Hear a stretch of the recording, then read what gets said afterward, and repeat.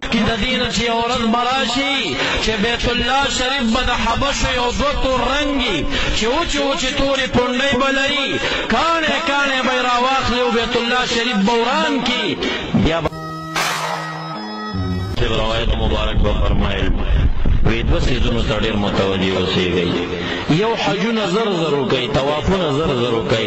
مخکې د دې نه چې یو ورځ به راشي چې بیت الله شریف به د حبشو یو دوه تور رنګي چې اوچې تورې پونډۍ به لري کاڼې کاڼې به یې راواخلي او بیت الله شریف به وران کي. بیا به داسې ځای نه وي چې تاسو طواف ترې نه وکئ.